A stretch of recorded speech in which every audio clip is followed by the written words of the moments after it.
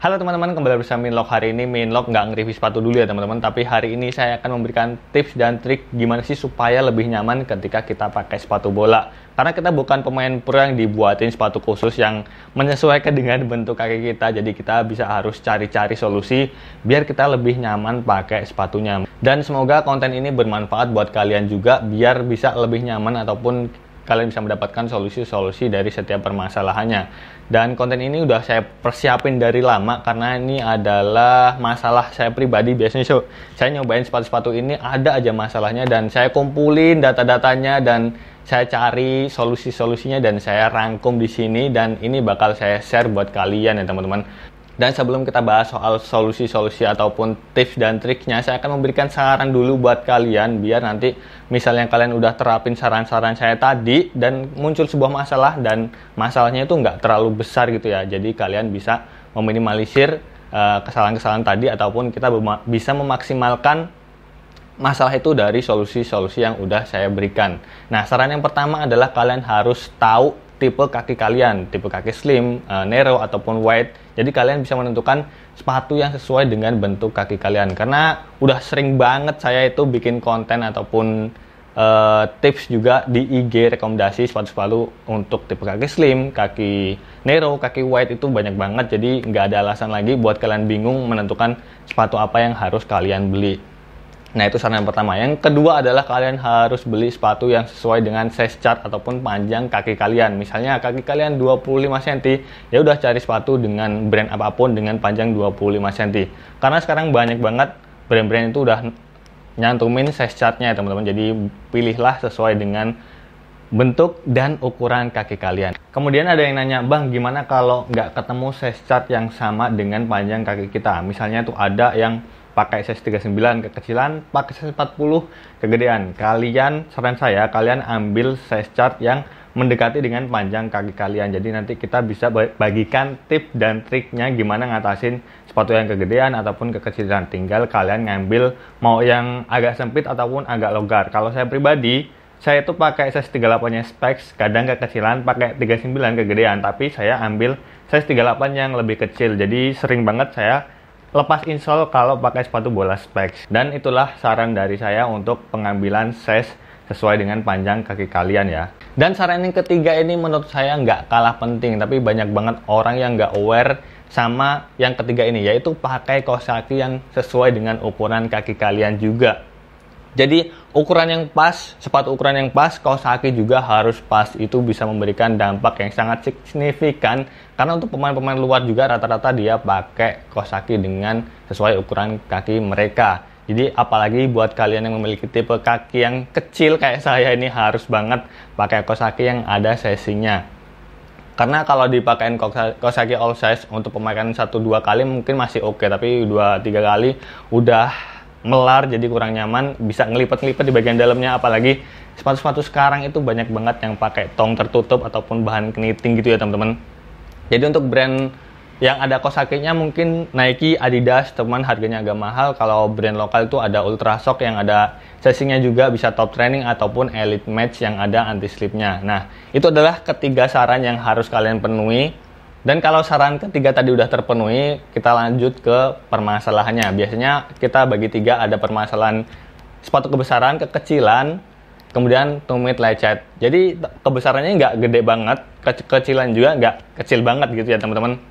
Yang pertama, kalau sepatu kegedean. Nah, ini ada beberapa tips dan trik, ini udah saya catat. Jadi di sini lumayan banyak, jadi mungkin saya akan agak ngelihat laptop di sini karena lumayan banyak.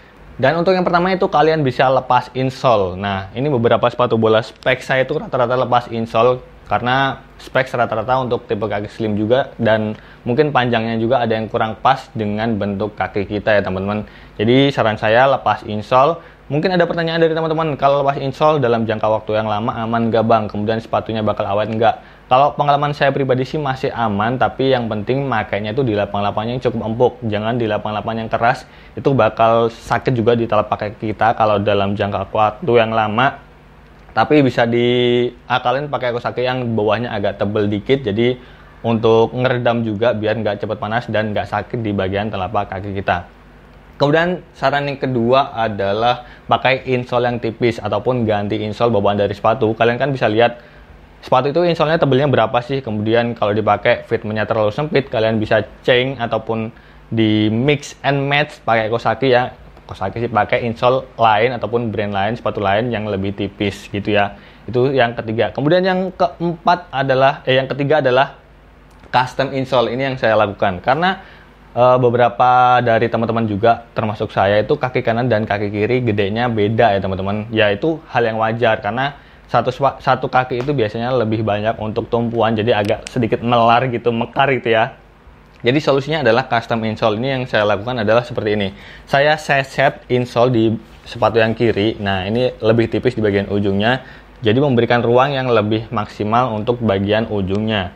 Nah itu bisa meminimalisir sakit di kaki sebelah kiri. Jadi tergantung kalian, kaki yang besar sebelah kanan atau kiri. Kalau kiri ya udah kiri yang diseset. Jadi ini lebih tipis walaupun kanan nggak lepas insole. Jadi seperti ini ya teman-teman. Tetap pakai insole tapi insole yang kiri ini lebih tipis seperti itu. Nah, itu yang ketiga. Kemudian yang keempat adalah kalau kalian merasa sesak di bagian ujung, kalian bisa lepas tali di bagian ujungnya. Jadi nyisain beberapa tali gitu. Jadi lubang tali bagian ujungnya itu nggak usah kalian pasang. Jadi pasangnya itu bagian tengah sampai ke belakang aja. Nah itu bisa meminimalisir ataupun memberikan ruang yang lebih bebas di bagian jari-jari kita. Jadi fitmentnya lebih nyaman di bagian ujung. Nah kemudian yang kelima ini ada kalau kaki kalian ataupun pergelangan kaki kalian besar. Jadi lubang talinya jangan sampai akhir. Jadi untuk lubang terakhir itu nggak usah ditali. Kalian bisa lompat satu tali di bagian depannya, jadi itu lebih bisa memberikan ruang di bagian pergelangan kaki kalian. Itu lebih memberikan kenyamanan juga. Nah, itu adalah tips ketika sepatunya itu kekecilan, terlalu sempit ya teman-teman. Tadi saya bilangnya kayaknya kelebaran ya, apa ya, lupa ya. Pokoknya itu adalah tips ketika pakai sepatunya itu kekecilan. Kemudian yang berikutnya adalah ketika pakai sepatu yang kebesaran. Nah, ini ada beberapa tips juga. Cuman nggak banyak, tapi ya kebalikan dari yang tadi ya.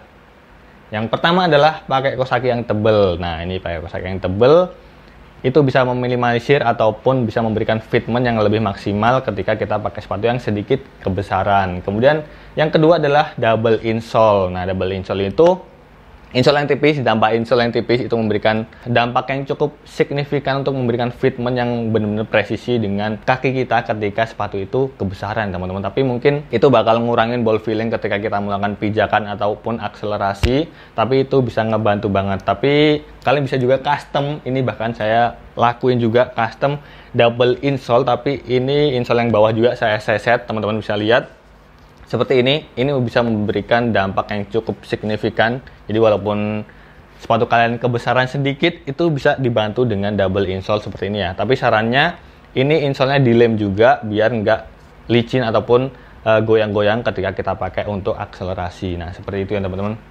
Kemudian yang terakhir, saran untuk sepatu yang kebesaran itu pakai insole yang lebih tebal. Nah itu seperti saran yang pertama tadi, kalau sempitan pakai insole yang tipis. Nah ini yang kalau kebesaran pakai insole yang lebih tebal. Kalian bisa lihat bawaan sepatu itu insolenya seberapa. Kalau kurang tebal, kalian bisa change insole yang lebih tebal dari brand lain ataupun dari sepatu yang lain gitu ya teman-teman. Itu bisa memberikan solusi untuk sepatu-sepatu yang agak kebesaran. Dan kita lanjut ke yang ketiga. Permasalahan ketiga ini paling umum dan paling banyak dirasain termasuk saya, blister ataupun lecet di bagian tumit, di bagian jempol, ataupun bagian-bagian kaki, bagian lain gitu ya.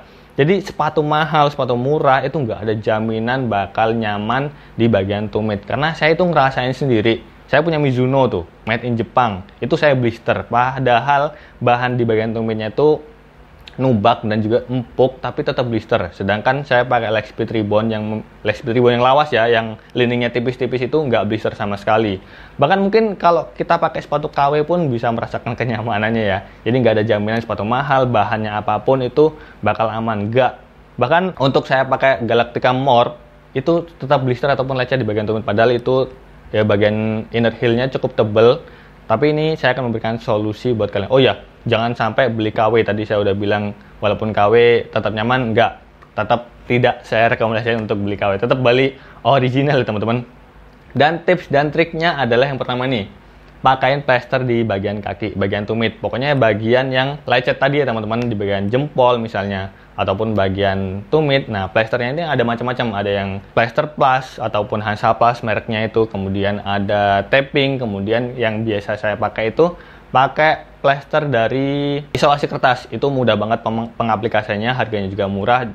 Mudah juga didapatnya. Biasanya saya 2-3 lapis di bagian tumit kaki saya, itu ngebantu banget biar nggak blister ataupun lecet. Nah, selain di bagian kaki, ini saran kedua, tempelin plesternya itu di bagian inner heel sepatunya. Jadi itu bisa ngebantu juga kalau kalian nggak mau ditempel di kaki, tempelin aja di dinding inner heel dari sepatunya tersebut.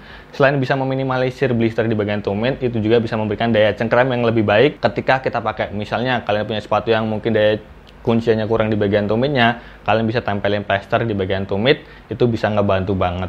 Kemudian saran berikutnya adalah pakai kaos kaki yang tebal. Nah, itu bisa meminimalisir blister juga di bagian tumit. Tapi mungkin ini sarannya dalam jangka waktu yang lama mungkin tetap blister sih, tapi bisa ngebantu untuk jangka yang pendek gitu ya, pakai kaos kaki yang lebih tebal di bagian tumitnya. Kemudian, nah ini yang sering saya alami, biasanya kaki yang sebelah kiri di bagian jempol itu sering sakit kalau dipakai dalam jangka waktu yang lama. Dan salah satu solusi yang biasanya saya terapin adalah sering-sering dipakai nendang juga. Itu bisa menjadi solusi, karena biasanya kalau salah satu kaki yang sakit itu dia lebih sering untuk tumpuan, jadi lebih banyak melakukan hentakan gitu, jadi sakit. Jadi saran saya sering-sering aja dipakai buat nendang juga, itu bisa menjadi solusi biar bagian jempol nggak terlalu sakit.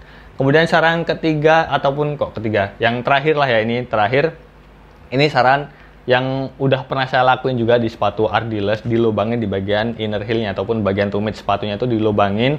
Dan ada beberapa pemain Eropa juga, dan salah satunya saya ngelihat di pemain Eropa juga sih, dilubangin di bagian tumitnya, itu bisa memberikan dampak yang maksimal dan nggak blister lagi ataupun nggak lecet lagi di bagian tumit. Tapi ini sarannya yang terlalu ekstrim, mungkin sayang juga untuk kita terapin di sepatu-sepatu kita. Ya lebih baik kalau udah parah, mending sepatunya aja dijual, kita cari sepatu yang lain.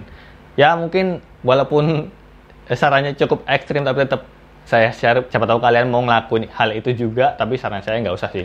Dan mungkin itu aja sedikit tips dan trik dari saya supaya kita lebih nyaman ketika pakai sepatunya. Dan mungkin dari kalian ada saran lain, bisa tulis di kolom komentar juga ya teman-teman. Dan terima kasih udah nonton video ini, sampai jumpa di video selanjutnya. Terima kasih.